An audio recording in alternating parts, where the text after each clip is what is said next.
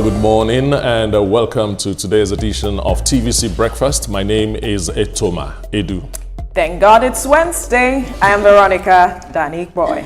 And of course, the table is set. Good morning, Nigeria. I am Ria Abdul. And I'm Ibrahim Shita. Thank you so much for joining us on TVC Breakfast. I'm happy to see you guys this morning. The Ria said the table is set, and I'm saying...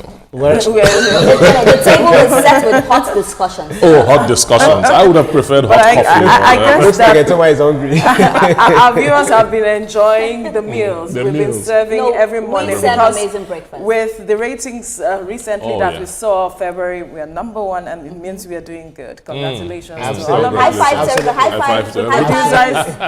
five. The producers, the cameramen, the directors, everybody that has been ensuring that we serve the right breakfast. Thank you so much.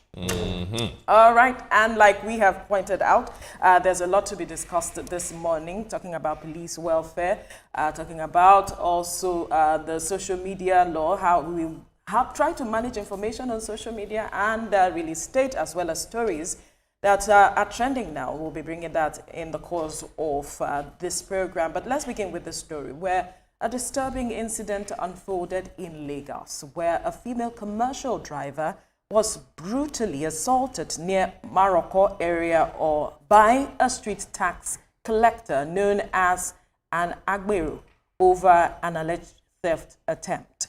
The victim reported that the Agbero boarded her vehicle, claiming he was headed to the Nigerian law school. However, she caught him attempting to steal her car battery through her rear view mirror. When she confronted him, he violently attacked her, tearing her clothes and dragging her in public. The injured woman was seen crying and pleading for justice at the Maroko police station.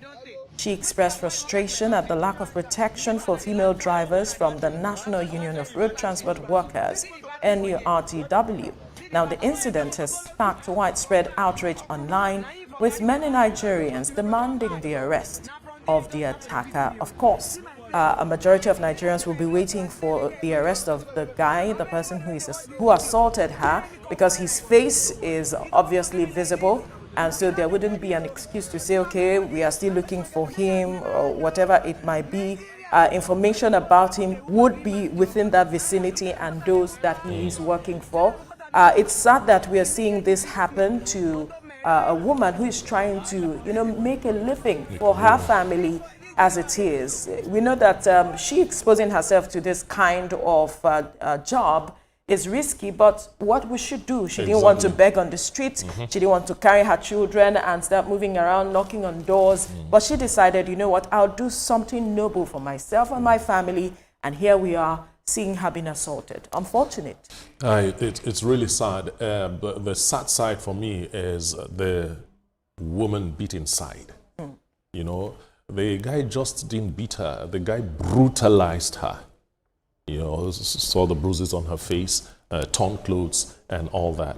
And talking about the guy being arrested, that part of that video was done in the police station. So the idea of him being arrested, I think he is in custody already. And I think the police should throw the rule book on him 100%. It's really sad. It is. This is a very sad one, and this story hits to home to me because, back in Ghana, I remember when my dad died, my mom did a lot of jobs that men were supposed to do. So when I saw the story yesterday, it almost moved me to tears. And it's so sad that, like she said, she's not begging, she's not doing prostitution, she's just trying to put food for her children, and this happened to her. And I know that throughout yesterday, I've been trying for my team to reach out to her because I really want to see her. I want to help her with what I can because I feel like it could have been my mom. Yeah.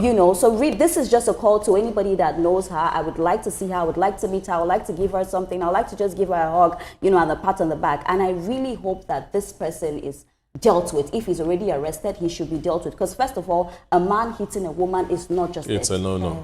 Even a man beating a man is a problem because he can't just you can't physically assault anyone. Yeah. After you are accused of trying to steal the person's property from the person's car, the fact that we have a woman doing this, all of us will say yes. Some women, they don't want to do job, they just want to do the fast thing. Some of them list themselves so that men patronize them. But this is someone who is doing genuine business. driving a car, a commercial bus. In fact, we tend to appreciate women who go the whole log to, put food on the table. Some of them, they have their own personal problem, they have their family problem and all of that. And you're having a man not just trying to steal, but assaulting a woman. You've said it all.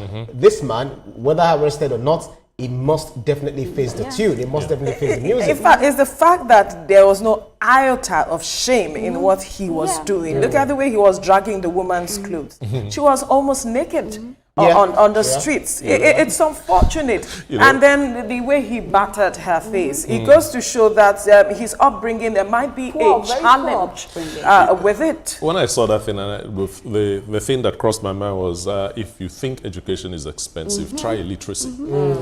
Because that guy is a stark illiterate. No matter what anybody will tell me, you can't behave like an animal just because you walk on the streets.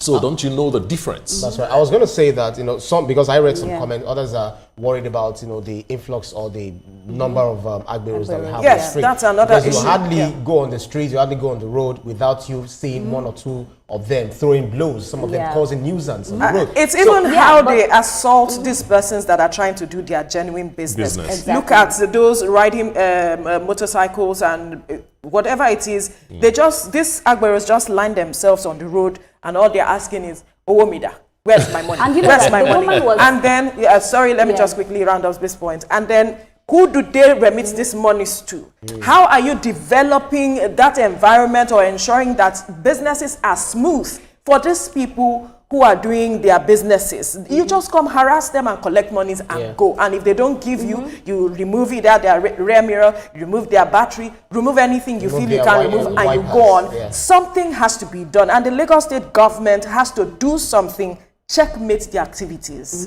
And I feel like she was very smart to make a video. Whoever made the video, I give my accolades to the person, because a lot of times these things happen and we do not even know. We do not even see. This is what we are saying. There are so many that happens that we do not see. These Agbero people, something needs to be done. Like, I've also experienced them before. You're driving alone and they're hitting your car. Madam, bring me, I don't even have anything to give you in the first place. So it's really, really sad. And please, I'm appealing to this lady. If she's watching, anybody that knows her, please, please, please, you can reach out to me on Instagram. I really have something for her as well. All right.